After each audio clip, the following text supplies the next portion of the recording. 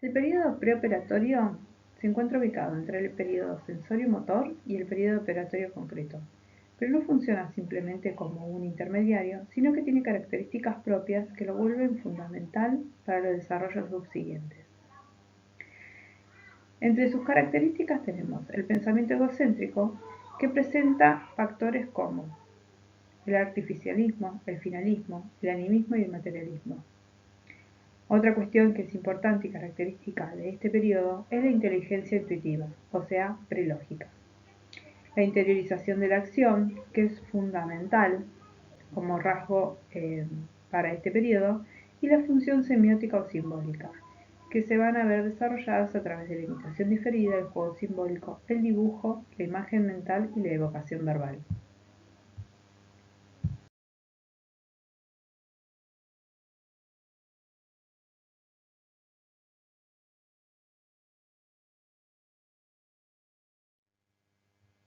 En el periodo sensorio-motor, como ya habíamos visto, se da la inteligencia práctica, que tiene que ver, o está relacionada, mejor dicho, a la coordinación de acciones sucesivas. Otra característica de esta etapa es el egocentrismo, que está relacionado a una indiferenciación entre el yo y el mundo. Ahora, partiendo de esa base, vamos a ver que el pensamiento preoperatorio se funda en la función semiótica, o sea, en la representación, y presenta características como, por ejemplo, ser preconceptual, estático e intuitivo. Estas características eh, preludian lo que luego vamos a conseguir en la etapa operatoria concreta, ¿sí? Las regulaciones perceptivas o representativas, estos desarrollos que va a lograr a raíz de las percepciones y de las representaciones, y que son desarrollos que son progresivos, tienden a la formación de sistemas de conjuntos, o sea, a poder empezar a unir esas representaciones y esas percepciones. Pero aún así presentan ciertas características como por ejemplo la irreversibilidad del pensamiento, en el pensamiento, que eso lo va a conseguir en la etapa siguiente, la ausencia de nociones de conservación, que también la va a desarrollar en la etapa siguiente. El pensamiento va a ser rígido porque está basado en situaciones estáticas, donde las transformaciones del sistema quedan ligadas a la propia acción del sujeto o a la propia percepción, ¿sí? Es por eso que decimos eh, que el pensamiento está ligado a la realidad perceptiva externa o acciones imaginadas.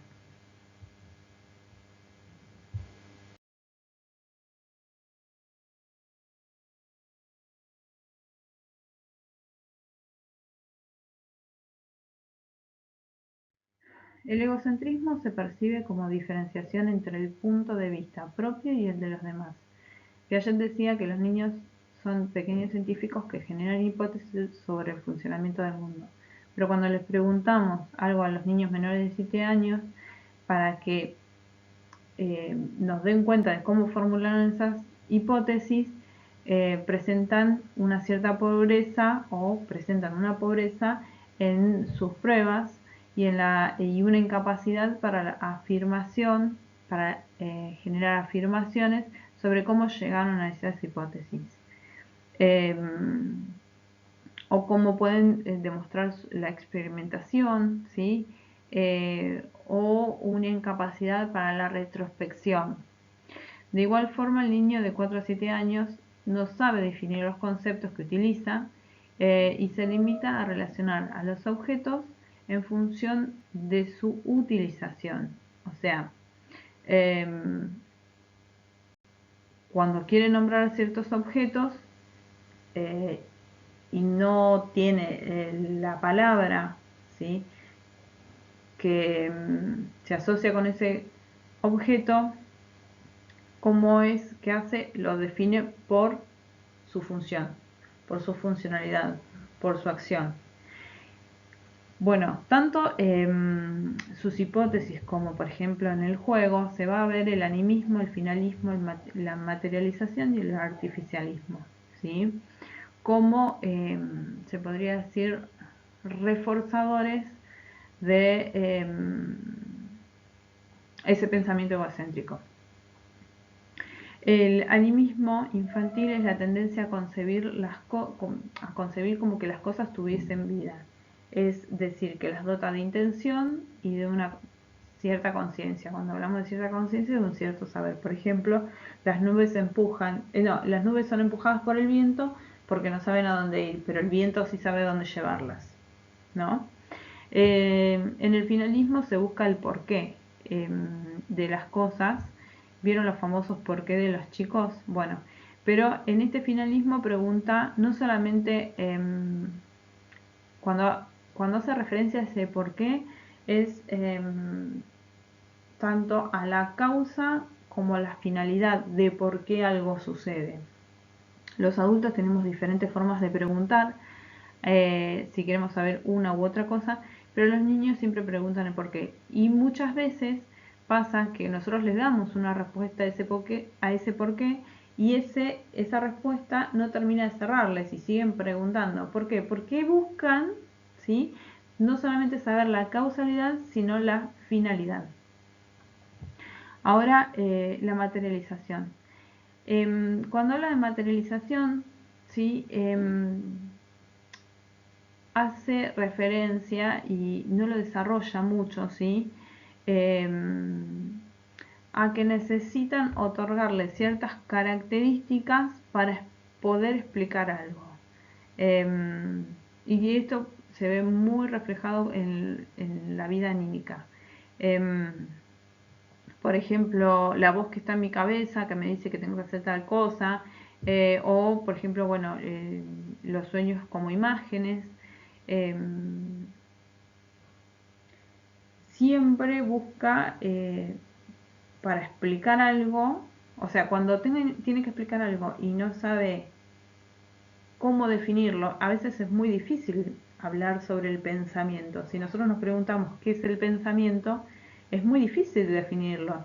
Bueno, a los niños también se les presenta cierta dificultad y ante esa dificultad lo materializan diciendo, es la voz que tengo en mi cabeza, ¿sí? Es la voz que me habla en mi cabeza. El artificialismo, o creencia de que las cosas han sido construidas por el hombre o por una actividad divina, actuando según las pautas de fabricación humana. Así lo definen en el texto de 6 estudios. Por ejemplo, un ejemplo que estaba era que, bueno, que por ejemplo las montañas estaban porque se habían sembrado rocas, que había un gran lago porque el hombre había excavado. Siempre se le atribuye ciertas características a las cosas en relación de que fueron creadas por el hombre, ¿sí?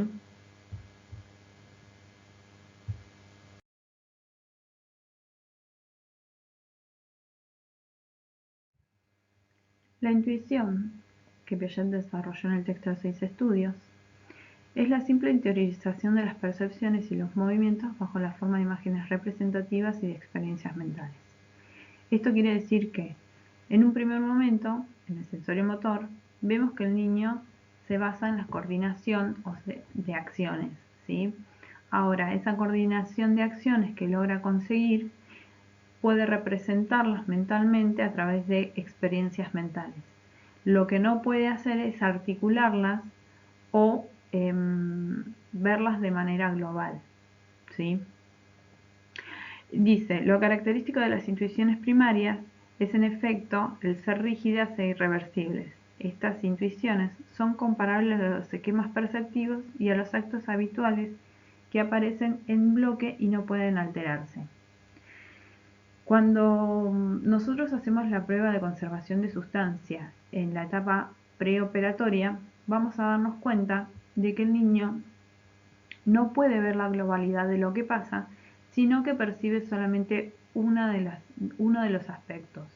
Si nosotros tenemos dos bolitas de masa y amasamos una de ellas, preguntándole previamente si las ve iguales y te dice que sí, amasamos una de ellas y queda de forma cilíndrica y alargada, y le preguntamos cuál tiene más cantidad de masa, va a decir que es la alargada o que es la circular, pero no va a decir que las dos tienen la misma. ¿Por qué?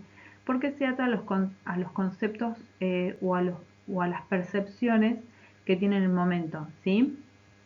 pero no va a haber, no va a ser la articulación mental para poder pensar que es la misma cantidad de masa, que una tiene diferente forma porque fue amasada, ¿sí?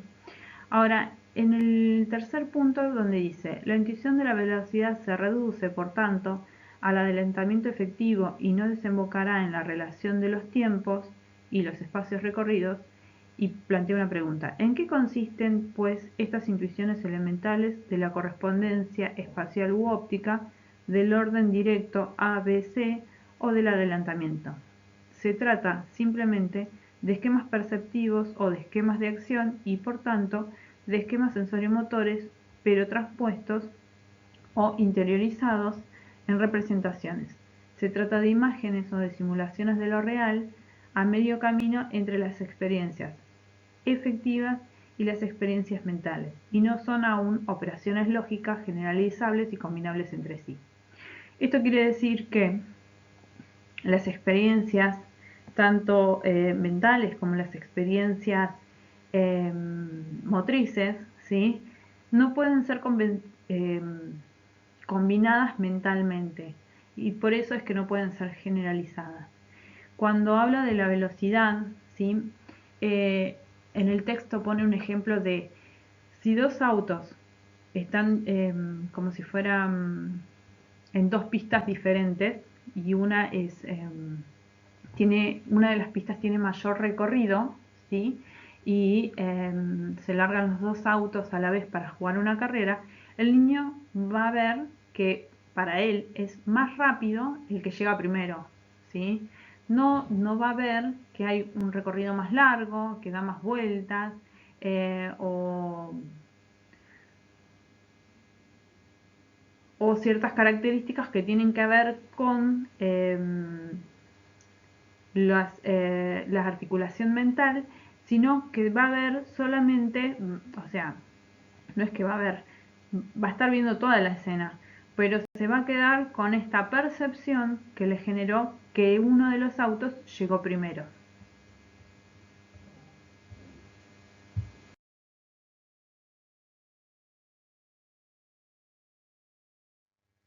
La función semiótica o simbólica se dice que empieza a darse a partir de los 2 años, y en realidad va a empezar a construirse a partir de que ya tenemos trabajadas o construidas las invariantes estructurales del sensorio motor, como son el esquema de objeto permanente, el esquema de causalidad, el esquema de tiempo y espacio, ¿sí? Además, ya vamos a tener una percepción mucho más desarrollada y una imitación en acto, o sea, una imitación que van a ser impresiones de lo que estoy percibiendo en el momento. Bueno, tenemos que decir que esa percepción de lo que vemos en el momento pasa, que está asociada a la acción, ¿sí? Va a pasar a asociarse al pensamiento. O sea, va a ser una representación a partir de la percepción, porque el objeto ya no está presente, ¿sí? Por eso es que se asocia al pensamiento. Y se desarrolla a partir de que podemos empezar a simbolizar los objetos. En este juego progresivo, vamos a decirle juego, ¿no? Pero en este desarrollo progresivo de la capacidad intelectual, o la capacidad de pensamiento del niño, mejor dicho, el animismo, el finalismo, el materialismo, como habíamos visto antes, son sumamente importantes, porque es lo que le permite al niño no solamente sostener su pensamiento egocéntrico, sino también sostener el desarrollo, mejor dicho, de esos símbolos que van a ser trabajados a partir de los significantes. Estos símbolos, a diferencia de los signos, van a ser construidos por el sujeto.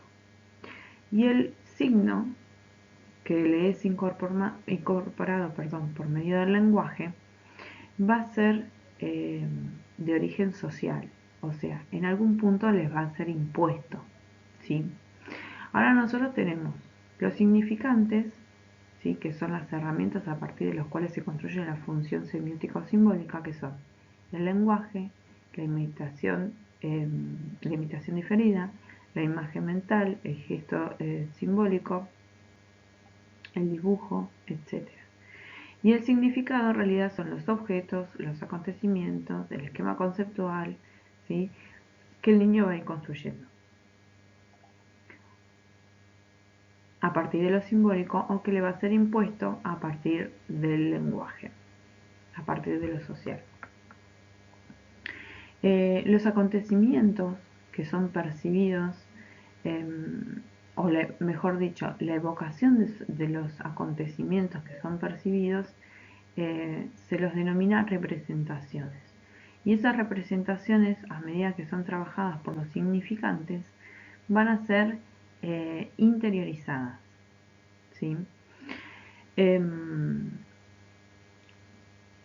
Una de las cuestiones que tenemos que tener en cuenta y que es sumamente importante es que la función semiótica y simbólica permite la expansión del pensamiento, porque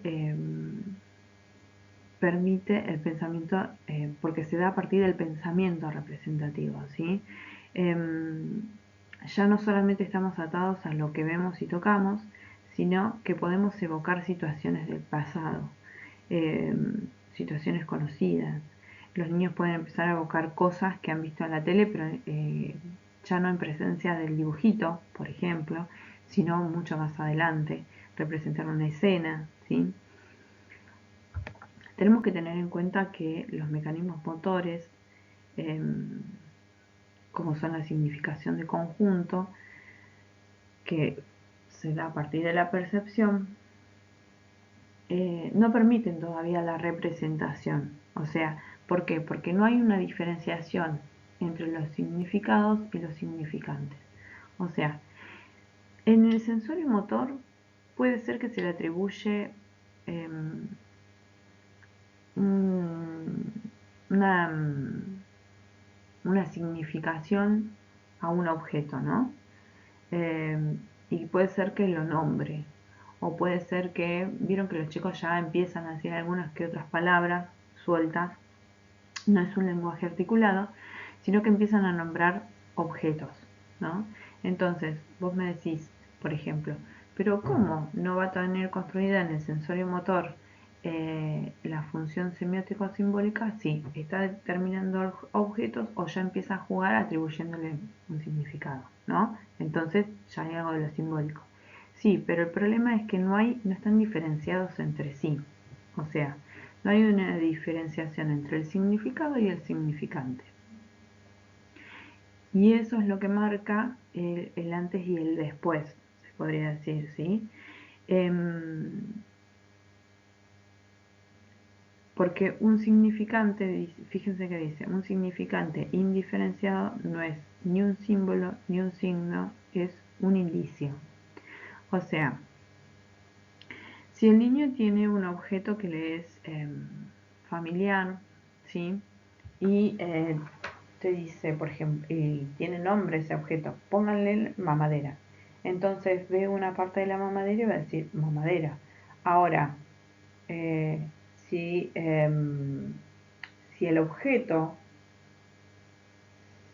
se va, ¿sí? Va a decir mamadera por una cuestión de necesidad, pero no va a poder representar eh, la imagen de la mamadera. ¿Se entiende? O sea, puede nombrarla por asociación a una necesidad, pero no significa que pueda ser una representación mental del objeto en sí. Sin embargo, cuando está presente, puede reconocer una parte de la mamadera. Por ejemplo, si estuviese inclinada y ve solamente la parte de atrás, o si ve la tetina, ¿sí? Pero no significa que pueda representarla mentalmente, por más que la pueda nombrar. Por eso se dice que está indiferenciado. Bueno, y en el último punto decía un poco los que creo que ya les había comentado, ya no me acuerdo, Pero bueno, que las primeras 4 manifestaciones de la función semiótica se basan en la imitación. ¿Por qué decimos esto? Vieron que las funciones semióticas son 5. Ahora, la imitación diferida, o mejor dicho, la imitación en acto, ¿sí? Que después pasa a ser imitación diferida, es lo que permite que el niño empiece a simbolizar, ¿sí? Y a construir el resto de los otros 3, mejor dicho, significantes. El lenguaje no va a ser construido por el niño porque tiene una construcción social, o sea, son signos que le son impuestos, ¿sí? Pero a su vez el lenguaje no solamente le permite eh, traspasar las barreras de la acción y de la percepción, ¿sí? Traspasar las barreras del tiempo, como es el presente, porque puede empezar a evocar cosas del pasado, sino que a su vez va a ayudar a construir después y a afianzar los otros 4 significantes.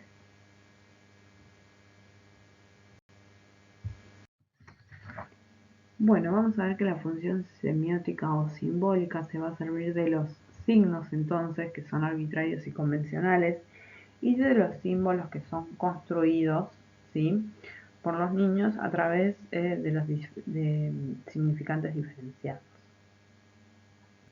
En la imitación diferida es la que se produce en ausencia del modelo, como ya habíamos visto, y que se da a partir de la representación en pensamiento.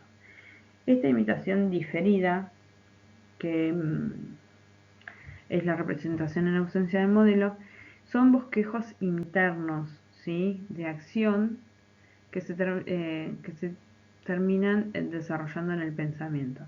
Pero tenemos que tener en cuenta que la representación en pensamiento a su vez es reforzador también de lo que va a ser el juego simbólico y el dibujo. Después el juego simbólico, ¿sí?, o juego de ficción, donde la representación donde hay una representación y el significante diferenciado es el gesto imitador, ¿sí?, pero que puede ser acompañado de objetos que son simbólicos, ¿sí?, o sea, que son esto que simulaban ser otra cosa, ¿no? Esto que hablábamos del animismo, funcionalismo. Se le atribuyen características que no son propias del objeto, no como lo vemos el resto, ¿sí?, el entorno, sino que son una construcción particular del niño, por eso son simbólicos. Y como característica principal del juego simbólico, que le permite asimilar la realidad a su yo. Ahora les voy a nombrar varias características, ¿sí? Primero, que el juego simbólico se da sin sanciones y sin coacciones externas, ¿sí? Todo pasa por las necesidades y el deseo del niño. También le permite lograr el equilibrio afectivo e intelectual, ¿sí? Una situación que le produjo una sensación negativa o un desequilibrio emocional o intelectual, lo va a poder tramitar por medio del juego simbólico. Le permite también a su vez transformar lo real, ¿sí?, cualquier situación que haya vivido. Es una vía de expresión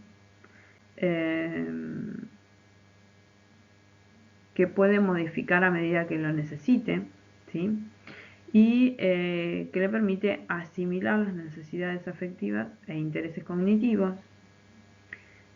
También puede ser visto como un lenguaje interior, ¿sí?, porque les permite volver a un acontecimiento.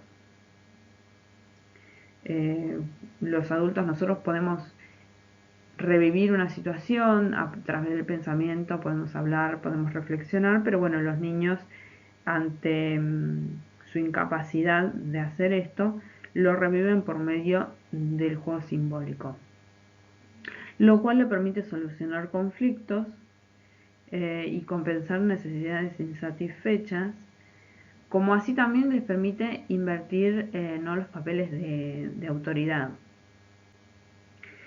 Entre los tipos de juego vamos a ver el juego de ejercicio, o Piaget por lo menos plantea el juego de ejercicio, que es una repetición por placer, el juego simbólico, ¿sí? Que es una asimilación sistemática de símbolos construidos a voluntad del niño y que le permite formular intereses conscientes, pero también le permite formular conflictos inconscientes. Un juego reglado, que viene después del juego simbólico, que le va a permitir, que va a ser influenciado también por una transmisión social, ¿sí? Y el juego de construcción, que en realidad construye ciertas, puede empezar a construir adaptaciones desde el pensamiento, o sea, pero para esto ya tiene que haber una cierta reversibilidad desarrollada y poder abstraerse, ¿no? O comenzar a abstraerse. Después, con respecto al dibujo, el dibujo tenemos que tener en cuenta que le da un placer funcional, igual que el juego simbólico, que también se basa en la imitación de lo real, igual que la imagen mental.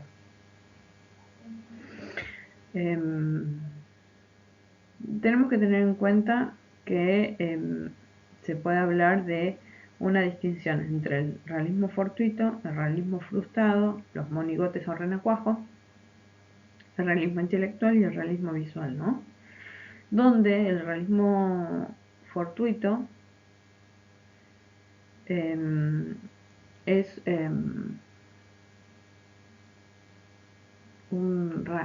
son acciones que hace el niño sobre la hoja, iba a decir rayas, pero en realidad no todos hacen rayas, donde le preguntas qué hiciste y no te va a saber decir, ¿sí? No tienen un significado posterior. En cambio, en el realismo frustrado ya permiten hacer, se permiten hacer acciones sobre la hoja y lo van a hacer de forma desorganizada y le van a encontrar una lógica después de haberla hecho. No te pueden decir antes voy a hacer tal cosa y lo dibujan, sino que después de rayar la hoja o de escribirla o de dibujar es que van a poder darle una justificación a lo que hicieron o un sentido desde lo real, ¿no? Como características es que van a tener la incapacidad sintética, o sea, no van a encontrarlas. Por ahí le preguntas diferentes cosas y si dibujó un hombre vas a encontrar, no sé, hay una raya sobre la otra y por ahí te dice es la cabeza y estas son las piernas. Y a eso nos referimos cuando hablamos de desorganización, ¿no? Después vienen los monigotes renacuajos, que en realidad son ya es mucho más parecido a lo que, o nosotros podemos empezar a identificar formas, ¿sí?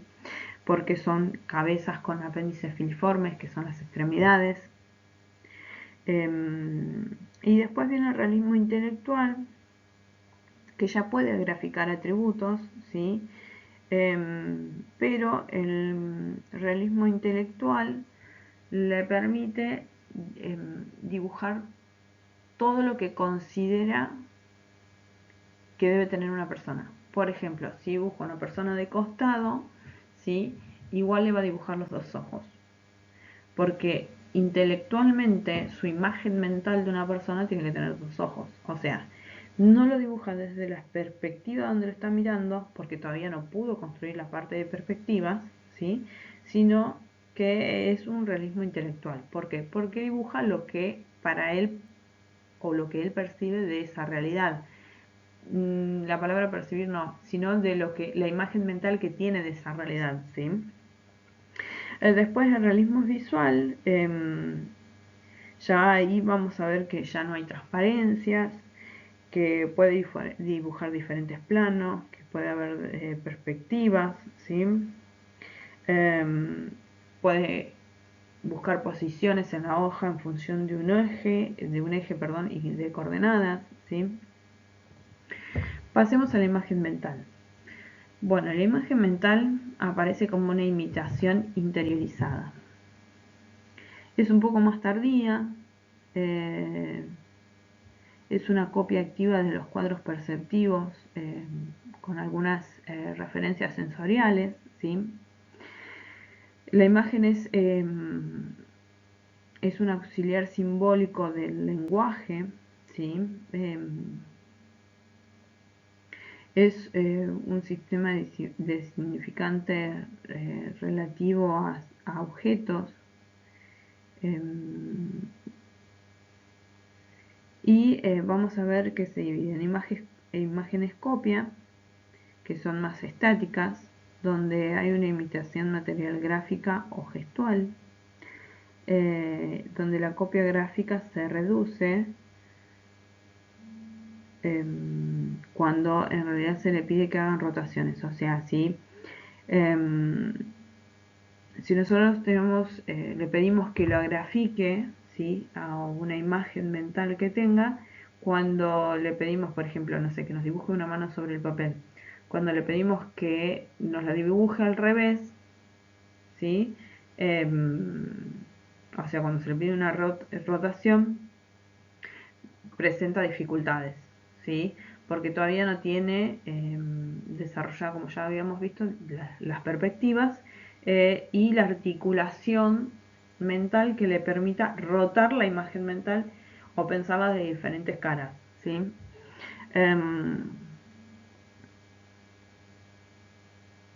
Después, antes de los 5 años, puede copiar el objeto presente, ¿sí?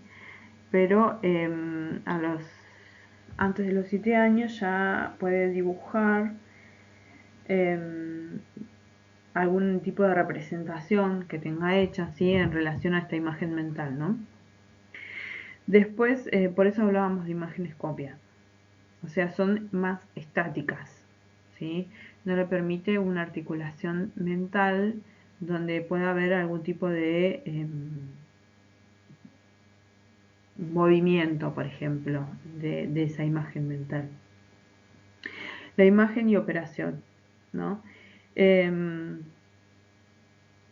este caso la imagen mental no es asociada a lo que sería la conservación y las compensaciones. O sea, y esto lo vamos a ver más en la parte de las percepciones, cuando veamos las percepciones, ¿no? Pero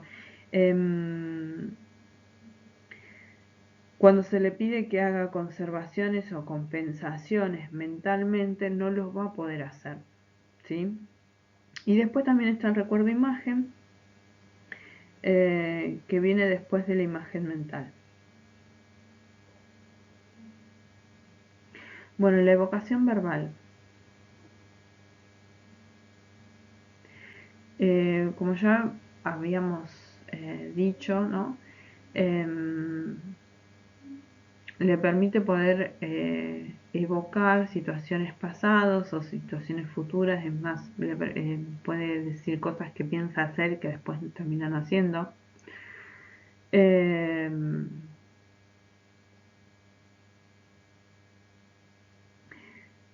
En sí el lenguaje le permite una función, o el lenguaje en realidad con función adaptativa es lo que le permite la función semiótica, ¿no?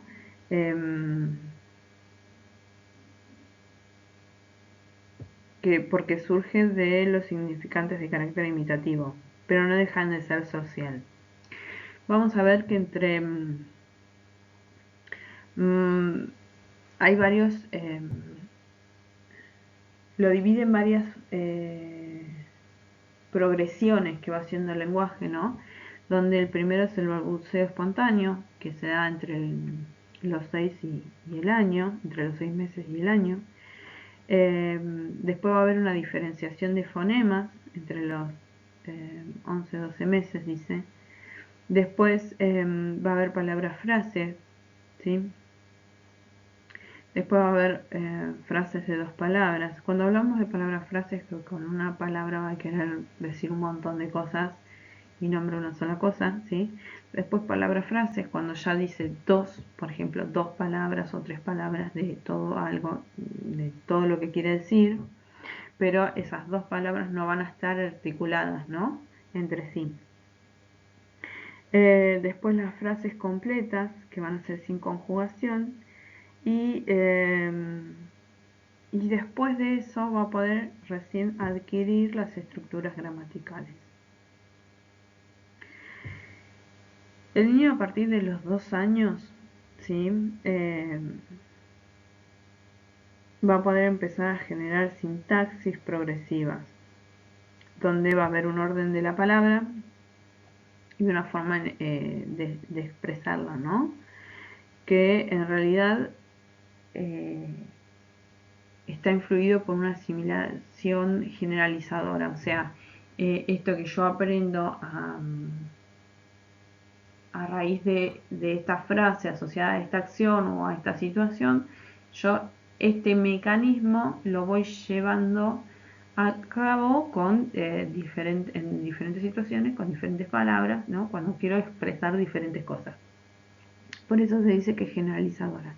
Y a su vez le permite poder ir incorporando más cantidad de palabras, ¿sí? Y hacer un vocabulario mucho más rico. Al igual que también le permite hacer diferentes construcciones, ¿no? Bueno, yo les diría que lean el texto y que me vayan planteando por ahí las preguntas que les generen, porque van a ser, seguramente van a ser varias. Así lo vamos viendo más finito en relación a las dudas que a ustedes se les presenten.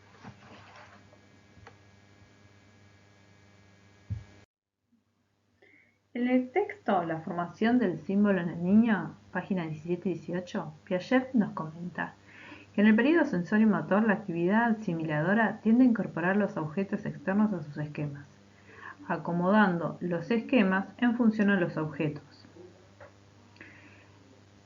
Cuando los objetos externos modifican los esquemas de acción, produciéndose una acomodación antes que la asimilación, la actividad se emprende en dirección a la imitación, ya que se sucede un prolongamiento de estos movimientos de acomodación, pareciéndose en su reproducción a un acto de inteligencia. Pero cuando la asimilación está primero que la acomodación, la actividad se orienta en el sentido del juego.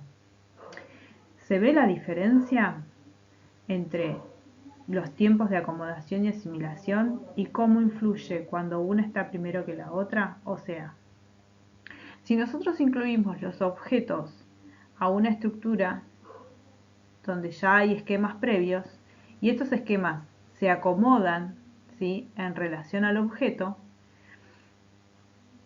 antes de ser asimilado el propio objeto, entonces estos movimientos de repetición hasta que se pueda producir la asimilación van a generar una imitación, ¿sí? Esto que se repite continuamente con un objeto específico o en una situación específica hasta poderlos asimilar en la estructura cognitiva. Mientras que si primero lo asimilamos y después lo podemos acomodar a la estructura, ¿sí?, se orienta en el sentido del juego. La imitación comienza a darse en el periodo sensorio-motor, que es una etapa prefigurativa y preverbal. Pero esta imitación se da en presencia del objeto. Es decir, se puede tomar como una copia perceptiva que se generaliza hasta desligarse del contexto, pasando después a ser una repetición funcional, o sea, lo que llamamos gesto imitador, para luego convertirse en una imitación diferida, que es una representación en pensamiento volviéndose significante diferenciado por estar desprendido del contexto y en relación a una representación en pensamiento. Es decir, que puede representar en pensamiento el objeto o la situación que ya no está presente. La imitación se va a ver reforzada tanto por el juego simbólico y el dibujo, como también por el lenguaje.